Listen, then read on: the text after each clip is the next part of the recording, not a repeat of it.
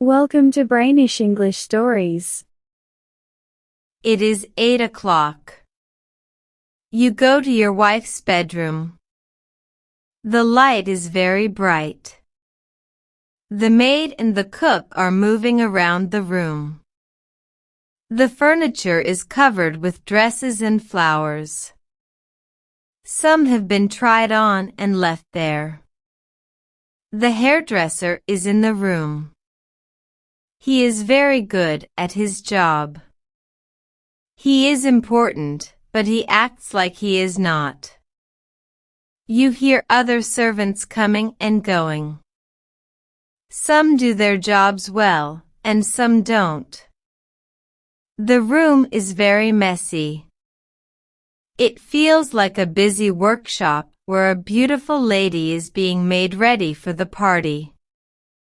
Your wife wants to be the most beautiful woman at the ball. Is she doing this for you, for herself, or for someone else? You don't think about this. You are uncomfortable in your fancy party clothes. You watch where you walk and think about talking business with a stockbroker, lawyer, or banker at the party. You do not want to visit them at their homes, so the party is a good place to talk. There is something funny that many men notice.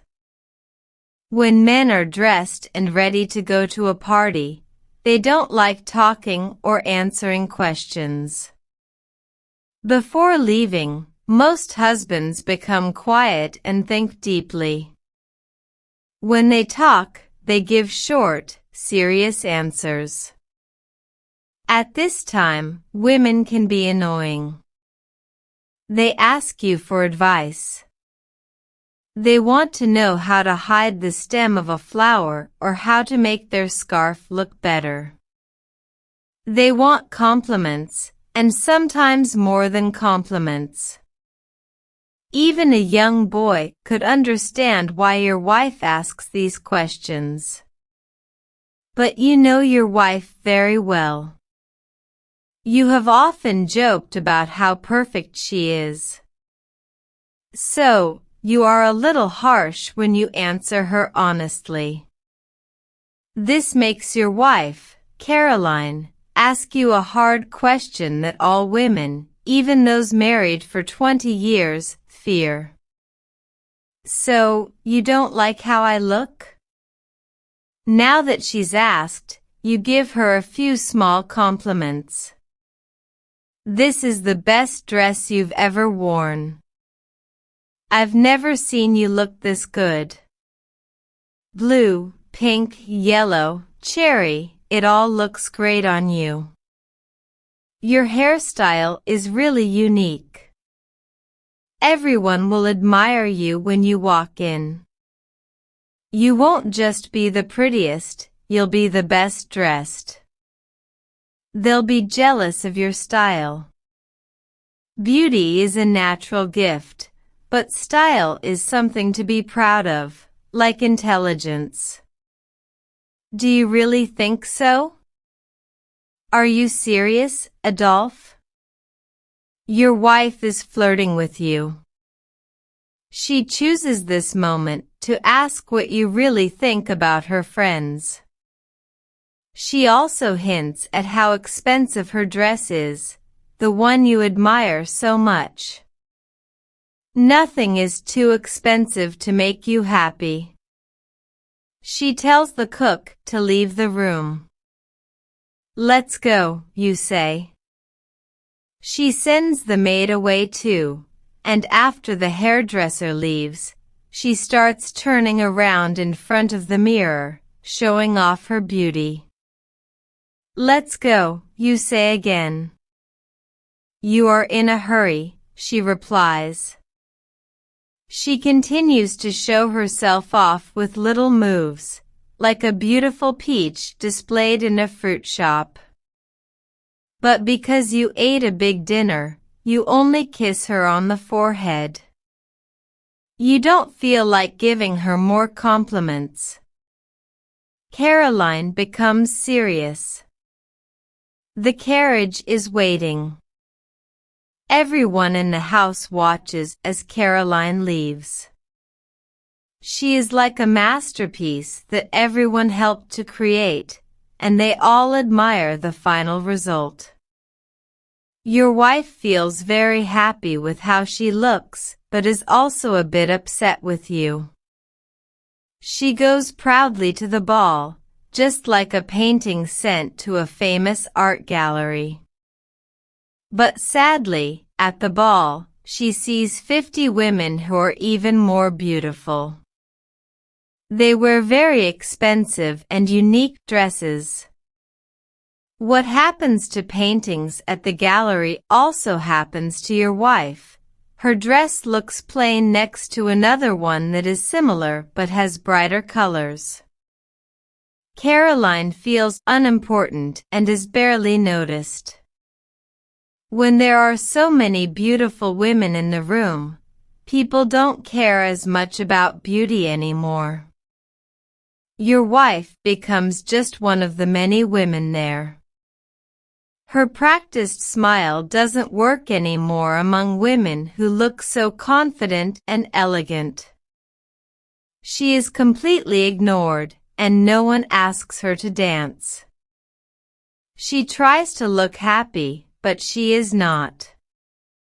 She hears people saying, "Madame Adolphe looks very tired tonight." Other women pretend to care about her, asking, "Are you feeling sick, and why aren't you dancing?" They say these things with fake kindness, but their words are really meant to hurt. They are mean enough to upset even a saint or make a monkey stop laughing. Meanwhile, you are playing cards or walking around, not knowing that your wife's feelings have been hurt over and over again. You walk up to her and whisper, "What's wrong?" "Order my carriage," she says. When your wife says "my carriage," it shows how your marriage has changed. For 2 years, she called it "my husband's carriage," the carriage, or our carriage. But now, she says, "my carriage." You are in the middle of a card game. You say someone wants to play against you again, or you need to win back your money. Adolphe, this is the moment when you are smart enough to agree and leave the table. But you don't order the carriage right away. Instead, you ask a friend to dance with your wife because you have started making little choices that will cause you trouble later. You slowly realize how useful it is to have a friend help in these situations. Finally, you order the carriage. Your wife gets in, very angry. She throws herself into a corner, hides her face with her hood, crosses her arms under her coat, and says nothing. Oh, husbands! You should know this. At this moment, you can still fix everything. When a man and woman are in love, they can make things better with one look. Yes, you could make her happy again. She only has you now. You have one more chance to win her back. But no, you make a big mistake and ask her, "What is wrong?" A husband should always know what is wrong with his wife, because a wife always knows what is not wrong. "I'm cold," she says. "The ball was amazing," you reply. Pooh! No important people were there. These days, people invite everyone in Paris to small places. There were women on the stairs, and their dresses were all ruined. My dress is ruined too. We had a good time, you say. Oh, you men just play your games. and that's all you care about. Once you are married, you don't care about your wives anymore, just like a lion doesn't care about art.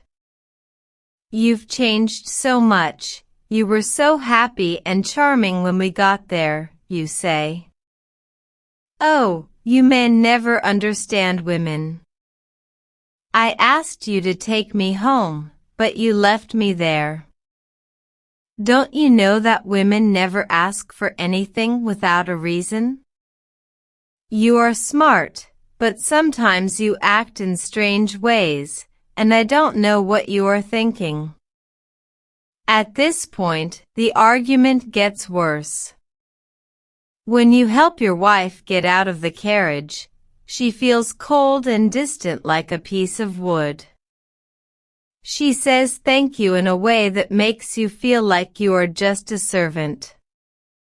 You didn't understand her before the ball, and now you still don't understand her. When she goes up the stairs, she runs ahead, leaving you behind. The fight is over. The chambermaid can see that your wife is upset with you.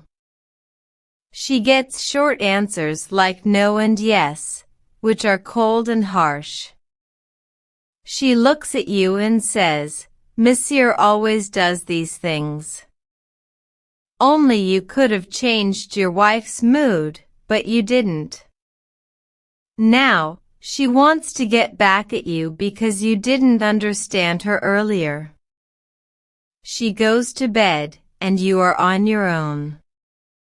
She lies on her side of the bed in an angry way. She wraps herself tightly in her nightgown, her blanket, and her nightcap, like a bundle of clothes ready to be shipped far away. She doesn't say good night, hello, dear, or even your name, Adolphe. It's like you don't exist. Just a few hours ago, your wife was playful and charming in the same room. Now, she is cold and heavy like a piece of metal. Even if you were as hot as the sun, you couldn't warm her up. She is like a cold, snowy mountain pretending to sleep. If she wanted, she could freeze you from head to toe. You ask her many times, what's wrong? But she answers like a serious meeting between countries, saying nothing is wrong. She says she is just tired and wants to sleep. The more you ask, the more she blocks you out. She builds invisible walls around herself, like sharp defenses. If you start to get upset, she might pretend to be dreaming. If you complain, you've already lost. Axiom: women are always ready to explain their strong points, but they want you to figure out their weak points by yourself. Caroline might tell you that she doesn't feel well, but when you fall asleep, she laughs to herself.